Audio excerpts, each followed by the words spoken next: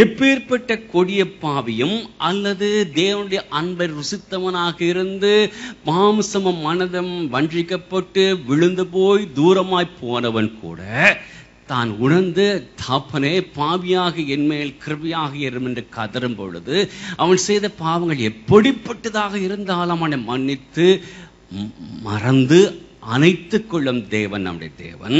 அவ்வாறு இருக்கும் பொழுது அதே சமயம் கர்த்தருடைய ஆவியானவர் ஒருவருக்குள் இருக்கும் மறைவான துணிகரமான பாவங்களை கண்டித்து உணர்த்தியும் ஆவியானவருக்கு செவி கொடுக்காத இருதயத்தை கடினப்படுத்தி தேவனுக்கு விரோதமாக துணிந்து பாவங்களை தொடர்ந்து செய்து இருளின் ஆதிக்கங்களுக்கு தன்னுடைய இருதயத்தை மீண்டும் திறந்து கொடுப்பான் என்றால் கிறிஸ்து இயேசுவின் வாக்கும்படி அவனுடைய பின்னிலைமை முன்னிலைமை காட்டிலும் அதிக கேடுள்ளதாக இருக்கும். மட்டுமல்ல, வேதம் கொடுக்கும் பயங்கரமான சில எச்சரிப்புகளை நாம் கேட்போம். கடினமாகத்தான் இருக்கும், ஆனால் விசுவாசிகள் அறிந்திருக்க வேண்டும். எபிரேயர் 6:4-8. ஏனெனில் ஒரு தரம் பிரகாசிக்கப்பட்டும் பரம ஈவை ருசி பார்த்தும் பரிசுத்த ஆவியை பெற்றும் தேவனுடைய நல்வார்த்தையையும் இனிவரும் உலகத்தின் பலன்களையும் ருசி பார்த்தும் மறுதலித்து போனவர்கள் தேவனுடைய குமாரனை தாங்களே மறுபடியும் சிலுவையில் அறைந்து அவமானப்படுத்துகிறபடியால் மனம் திரும்புவதற்கு ஏதுவாய் அவர்களை மறுபடியும் புதுப்பிக்கிறது கூடாத காரியம். எப்படி எனில் போதும். எபிரேயர் 10:26-27. சத்தியத்தை அறியும் அறிவை அடைந்த பின்பு நாம் மனப்பூர்வமாய் பாவம் செய்கிறவர்களாய் இருந்தால் பாவங்களின் நிமித்தம் செலுத்தத்தக்க வேறொரு பலி இனி இராமல் நியாய தீர்ப்பு வரும் என்று பயத்தோட எதிர்பார்க்குதலும் விரோதிகளை பட்சிக்கும். போதும். இன்னும் ஒரு கடினமான எச்சரிப்பு, அது கஷ்டமாக இருக்கும். 2 பேதுரு 2:20-21. கர்த்தரும் ரட்சகருமாயிருக்கிற இயேசு கிறிஸ்துவை அறிகிற அறிவினாலே உலகத்தின் அசுத்தங்களுக்கு தப்பினவர்கள் மறுபடியும் அவைகளில் சிக்கிக் கொண்டு ஜெயிக்கப்பட்டால் அவர்களுடைய பின்னிலைமை முன்னிலைமையிலும் கேடுள்ளதாய் இருக்கும். அவர்கள் நீதியின் மார்க்கத்தை அறிந்த பின்பு தங்களுக்கு ஒப்புவிக்கப்பட்ட பரிசுத்த கற்பனையை விட்டு விலகுவதை பார்க்கிலும் அதை அறியாதிருந்தார்களானால் அவர்களுக்கு நலமாயிருக்கும். என்னதுமாக நாம் பார்க்கிறோம், கிறிஸ்தவ ஜீவியம் மிகவும் கடினமான ஒன்று, அதே சமயம் இனிமையான ஒன்று கூட. இதை இனிமையாக ஆக்கத்தான் பரிசுத்த ஆவியானவரை தேவன் நமக்குள்ளாக அவர் கொடுத்திருக்கிறார். அவரை தனித்து போட நம்முடைய மாம்சமும் மனமும் அநேக நேரத்தில் தீய செயல்கள் செய்ய நம்மை தூண்டுவதாக இருக்கும். அப்படி ஆவியானவருக்கு நாம் உடனடியாக செவி கொடுத்து விட வேண்டும்.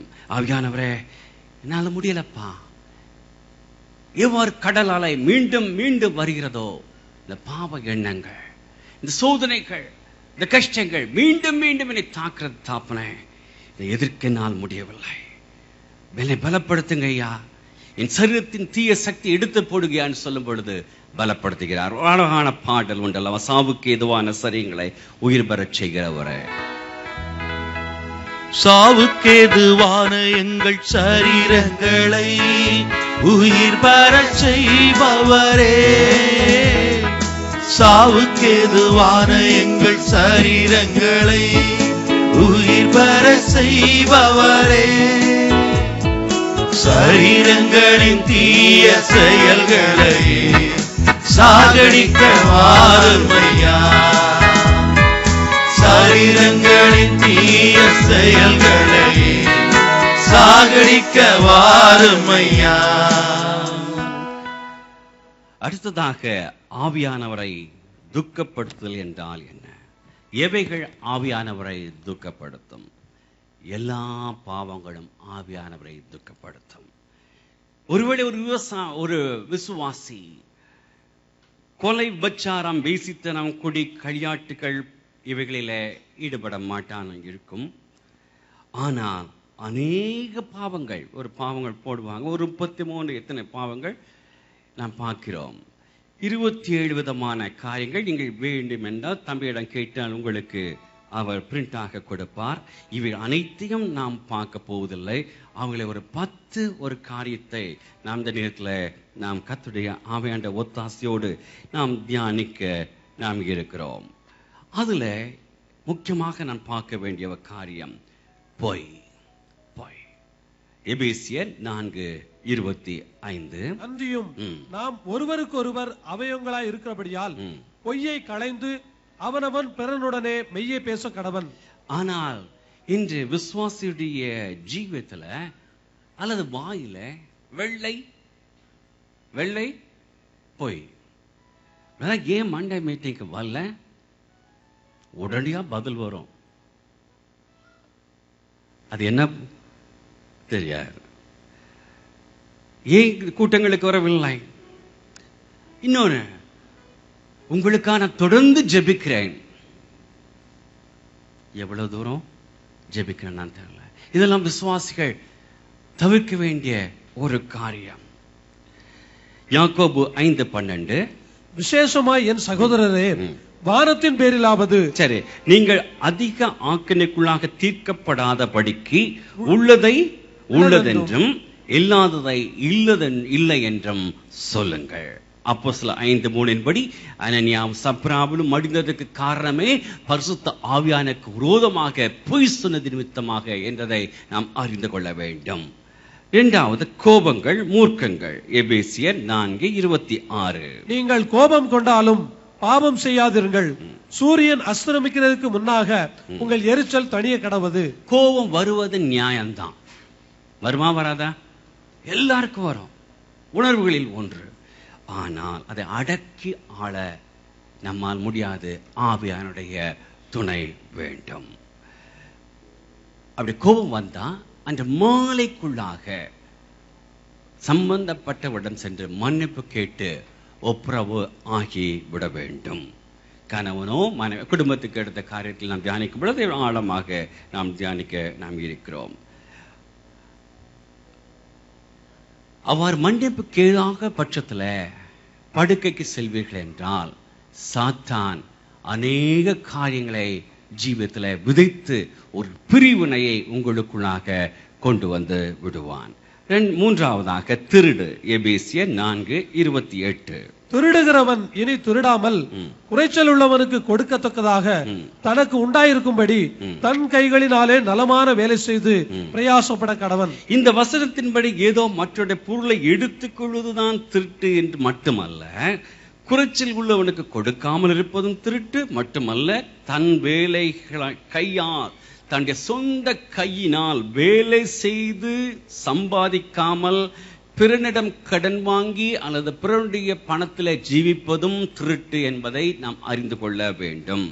நான்காவதாக கெட்ட வார்த்தைகள். எபேசியர் 4:29. கெட்ட வார்த்தை ஒன்றும் உங்கள் வாயிலிருந்து புறப்பட வேண்டாம். பக்தி விருத்திக்கு ஏதுவான நல்ல வார்த்தை உண்டானால் அதையே கேட்கிறவர்களுக்கு பிரயோஜனம் உண்டாகும்படி பேசுங்கள். ஏதோ ஆபாசமாக பேசுவதுதான் கெட்ட வார்த்தை என்று நினைத்து விட வேண்டாம். நம் பேச்சுக்கள் மற்றவர்களை ஆற்றுவதாகவும் தேற்றுவதாகவும் நிலைநிறுத்துவதாகவும் இருக்க வேண்டும். பட்டய குத்து போல பேசுகளும் உண்டு என்று வேதம் எச்சரிக்கிறது. சாதாரண ஒரு வேர்டு தான் விட்டிருப்பாங்க, அதனுடைய இருதயத்தை அப்படியே கிழித்துவிடும். அல்ல, இதெல்லாம் எச்சரிக்கையாக இருக்க வேண்டும் என்று தேவன் சொல்கிறார். அது நிமித்தமாகத்தான் மத்தேயு 12:36 கூறுகிறார், மனுஷர் பேசும் வீணான வார்த்தைகள் யாவையும் குறித்து நியாய தீர்ப்பு நாளிலே கணக்கு ஒப்புவிக்க வேண்டும் என்று உங்களுக்கு சொல்கிறேன். எந்த ஒரு பேச்சுக்கும் நான் கணக்கு ஒப்புவிக்க வேண்டும். ஐந்தாவது, புறங்கூறுதல். நீதிமொழிகள் 10:18 புறங்கூறுகிறவன் மதிகேடன் என்று காண்கிறோம். மட்டுமல்ல, 1 பேதுரு 2:2 சகலவித புறங்கூறுதலையும் ஒழித்து விடுங்கள் என்று நாம் பார்க்கிறோம். இது மிகவும் பொல்லாத குணம். இந்த குணம் இருக்கும் என்றால் 2 பேருக்கு நடுவில் இவர்கள் ஒரு பிரிவினையை உண்டாக்கி விடுவார்கள். கிரியா ஊக்கி தெரியுமா? கெமிஸ்ட்ரி என்ன ஆங்கிலத்தில் கேட்டலிஸ்ட் தான் ஒன்றும் மாறாது, 2 பேர்த்துக்கு எடுத்து விட்டுரும். அநேக காரியங்கள் அப்படித்தான் புறங்கூறுகிறவர்கள். இவர்கள் தான் எந்த மாற்றமும் இல்லாமல் மற்றவர்களை மாற்றுவார்கள்.